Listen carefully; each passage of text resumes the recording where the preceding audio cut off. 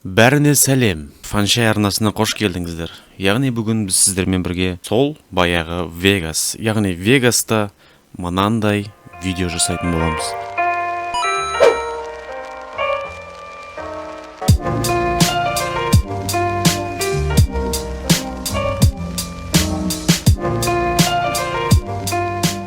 Яғни, оны қалай істейміз? Қазір біз Вегас арқылы көретін боламыз. Бұл Vegas 13, қазіргі таңда Vegas 13 емес, 19 шыққан болатын жақында.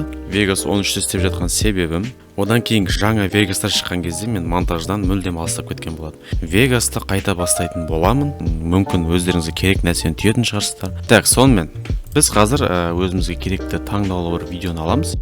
YouTube'да немесе басқа бір сайттарда.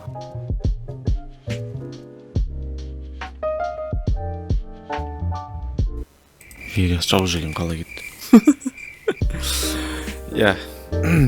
Жарайды, көпке созбай бастайық. Мінекей, видеоны бастамастан бұрын Alt Enter'ды бассаңыз, мынандай терезе шығады, окно. Осы терезеде мынандай тізім бар. Бұл тізімді сізге керегін таңдай бересіз. HD 1080, 1090, 1080, так, 1080, 60i керек. Және фреймрейт, кадр в секунду. Оны 60-ға қоямыз, әлбетте. Келесі. Видеоны тастап алғаннан кейін дорожка болады. Аудио дорожка бізге қазір керек емес, сондықтан өшіріп тастауға болады. Өшіргенде қалай? Өшірген оң жағын басып, delete track или болмаса delete батырмасын бассаңыз болды. Тағы да бір видео трек. Қазір көріп тұрғаныңыздай икон менде арқасы көрінбейді, яғни прозрачный болып тұр. Бұл формат сіздерде PNG деген формат болу керек. Арттағы фонды, мысалы букваны қойсаңыз, сол букваны дайын күйде осылай өзіңіздің видеоңызды қойсаңыз болады. Так, маған бірінші очередь track motion видеоның бетіндегі өзімнің логотипімді track motionмен істейтін боламын. Так, track motion бізге ключевой кадр керек. Және достар, есінен шықпай тұрғанда айтып қояйын. Әркімде әртүрлі случай, біреуі ноутбукпен істеуі мүмкін, біреуі үйдегі компьютермен істеуі мүмкін. Бұл жерде айтқым келгені, проектті әрдайым всегда сохранить етіп отыру керек. Сақтағанда, мысалы, Ctrl-S. Ctrl-X басқан кезде мынандай терезе шығады. Яғни сіз мына жерге атын жасасыз, мысалы. Так, intro лого деп қояйын. Көріп тұрғаныңыздай Vegas'тың форматымен сақталады. Мысалы, Photoshop'та PSD болатын болса, бұда VEC деп тұрады. И каждый раз бір операциядан кейін, мысалы, болады, сіз шаршауыңыз мүмкін, үзіліс болуы мүмкін, сол арада сіз Ctrl-S кнопкасын басып шығып кете берсеңіз болады. Всегда, вот. Қазір айттым, уже қазір болып отыр. Көріп тұрсыздар, Vegas бұндай ошибкаларды кешірмейді. Vegas'тың өзінде автосохранениесі бар, бірақ мен оған сенбеймін. Кей кезде алдыңғы, осы бір 15 минут алдыңғы істеген жұмыстарында ғана сақтап қою мүмкін. Ал дәл қазір, мысалы, свет өшіп қалады, немесе компьютер отказ беруі мүмкін. Сондай жағдайларда сіздің проектін сақтап қалуға 100% кепілдік бере алмаймын. Ал егер сіз өзіңіздің алдыңғыдай көрсеткендегідей өзіңіздің видеоны сақтап қоятын болсаңыз, әлбетте сіздің болашақ контентіңіз қауіпсіздікте. Видеоны тым ұзақ болып кетпеу үшін прогрессті кішкене жылдамдататын боламын. Яғни, кеттік.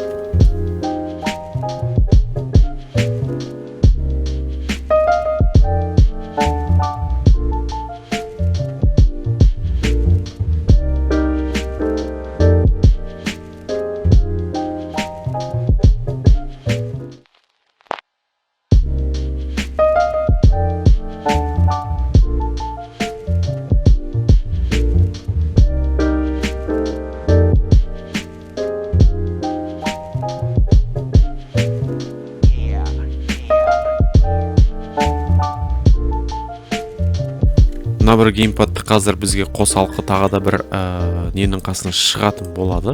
Қысқаша көрсетіп өтейін. Қазір видео бұлай шыққан кезде, яғни логотип. Вот.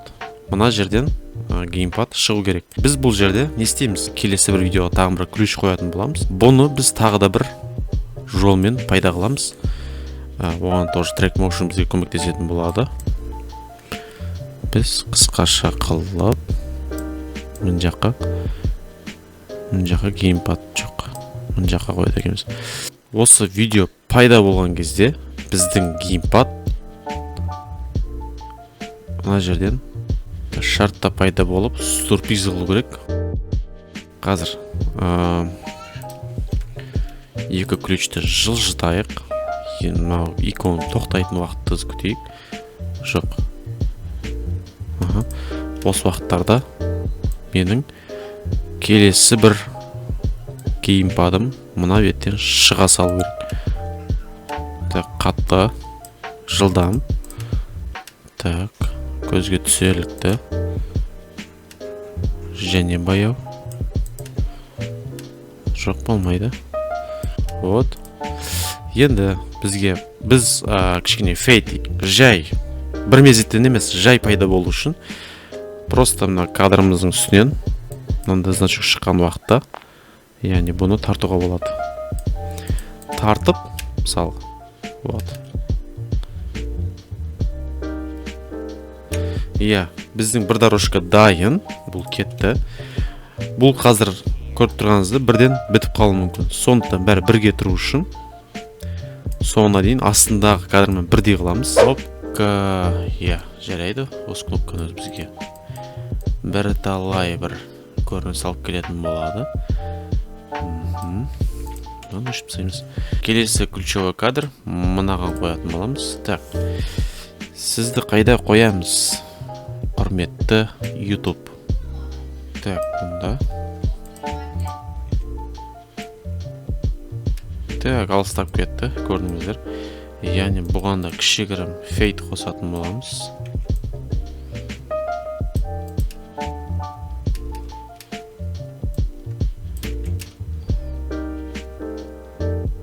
Жарадың. Жақсы, керемет. Жалғастырамыз.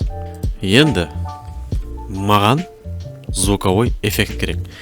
Яғни звуковой эффект қазір біз YouTube'дан немесе басқа бір сайттардан алатын боламыз.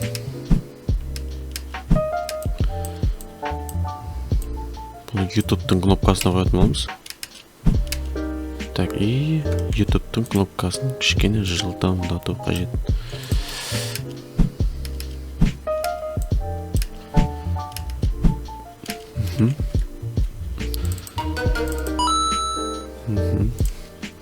Марио, яғни Мариоздағы монетаның дауысы. Так, мен оны джойстикке, яғни геймпадқа қоятын боламын. Так, геймпад. Так, кішкене мұнда жылыстамыз.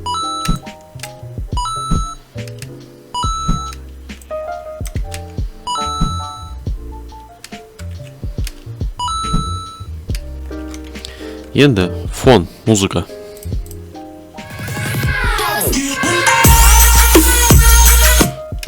Өте керемет. Сонымен дальше музыка. Қойын деп тұрған музыка. Көңілді, орташа и демалатын музыка болған қажет. Өйткені неге? Ол бастапқы видео болғандан кейін, ол басын ашып беретін видео болғандан кейін, адам дальнейшем мына видеоны қосқанда дальше қандай нәрсе болатын іштей сезіну керек. Мен өзімнің былайша айтқанда без авторских прав, яғни жаңа видеоны таптым, аудионы. Так. Ал, көретін боламыз.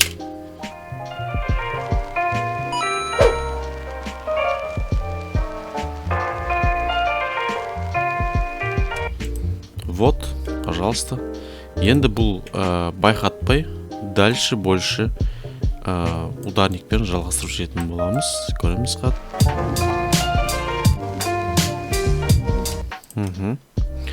Енді іште сезінген боларсыздар. Видео қазір кішкене бір атмосфераны беріп тұр деп ойлаймын. Өйткені неге? Музыканың өзі сондай. Басынан бір көрейік.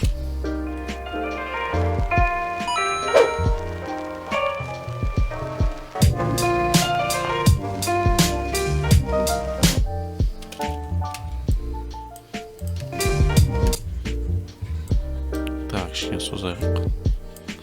И сонымен кішкене бір біркелкі эффектпен бітіретін боламыз.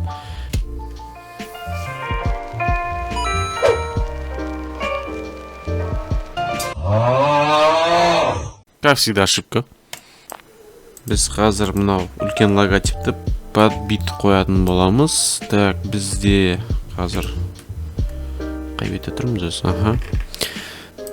Так, бір көрелік. Жаңалы бір байқаватсыздар, трек моушнды қалай қойып жатқаным. Үшеуін копия істеп алып, яғни дальше больше қойып кетіп отырмын. Так, мына жерге қойсам, автоматом, өйткені менде ключевой замок тұр. Так, синхронизированный курсор. Яғни бұл курсор бізге толық қай жерде мышканы, қай жерде бастың, уже бірге қимылдайды. Көрдіңіздер ғой? Мына жерде қалай? Мен мына жерде қалай қимылдасам, ол бірге қимылдайды. Сондықтан бізде ударникті тез тауып алуға мүмкіншілік береді. Так, дальше. Артқа, кішкене. Так, келесі. Мына жаққа бір басқаннан кейін, обязательно мына жақта трек моушн ровно түсу үшін, тағы да мына жаққа бір рет басуымыз қажет. Так, бізде, так, в общем целом, почти 15 секунд. Біздің бүгінгі Vegas'та жасаған интромыз осымен тәмам. Әрине, бұл видеоны біз қазір экспорт жасайтын боламыз. Рендерді 2 жолмен жасау болады. Біріншісі, мына жерде батырма бар, render as деген, және файл, және render as. Рендер азды басқаннан кейін бізде загрузка болады әрине. Көбінше менде рабочий стол бос тұрады. Тез тауып алуға маңыңғайлы рабочий стол таңдайтын боламын. Аты жазылып тұр мұнда. Мына жерде общий формат. Общий формат, бұл жерде қаласаңыз MP3 қып сақтаңыз, қаласаңыз MPEG немесе MP4 қып сақтаңыз, но интернетте салған кезде, жүктеген кезде качествосы кетпейтіндей бар. Ол үшін біз main concept, яғни main concept'in ішінде түрлі мысалы интернетке арналған, әр түрлі жүктеуге арналған рендерлердің түрлері көп. Мен өзім таңдап қойғанмын, мысалы, маған қазір интернет HD 1080 деген керек. Customize template, яғни осын басқаннан кейін мынандай бір окошко шығады. Окошкаде профильді мен высшыға қоямын. Высший профиль всегда ол тез рендер жасауға тырысады, және егер компьютеріңіздің күші жетіп атса, хайға қоясыз, егер орташа деңгей болса, mainға қоясыз. Мына жерде менде қазір 30 FPS-қа дейін, маған бір видеоға 30 FPS жетеді. 60 FPS жасайтындай мен қазір бұл жерде ойынды стрим жасаған жоқпын. Number of reference frames, не орташа фрейм. Так, орташа фрейм 15-ке қоям. Так, битрейт менде, как всегда, 28-ге 28. Мына жерде рендерді немен жасайсыз? Мысалы, не қай процессор арқылы? Центральный процессор, орталық процессор арқылы жасаңыз, немесе видеокартаның процессорымен жасаңыз болады. Render using CUDA if available. Сондықтан мен CPU-ға қойсам да болады, CUDA қойсам да болады. Өйткені менің видеокартамда, процессорымда екеуде жақсы жағынан жұмыс жасайды. Так, CUDA-ға қоятын боламын. Менде қазір осы настройканың бәрін көріп алсаңыз болады. Егер сізде компьютеріңіздің рендер жасауға күші жетпесе, 28 миллионда 10 миллион немесе 6 миллион. 6 миллион емес, бір 8 миллион. 10 миллион, 8 миллион, екеуінде 8-де 8 миллион қойсаңыз, сол кезде сіздерге жақсы жасау қажет. Сонымен окейді басамын, рендер кетеді. Рендер жасағаннан кейін, бұл рендер басында қойған рабочий столға түсетін болады. Рабочий столдан тауып алу тез. Егер рабочий столыңыз таза болса, конечно. Иә, достар, сонымен менің монтажым бітті. Нәтижесіне өздеріңіз бағасын беретін боласыздар. Болса, лайк басып, комментарий жазып, каналыма тіркеліп қойыңыздар. Алдағыда жаңа видеолар, жаңа контенттер болады. Сонымен қатар, стриминг қазір менде үйде интернеттің болмау себебінен стримді қазір қоя тұрамын. Менде пока контент. Сондықтан контент менде әр 2 апта сайын бір рет болады.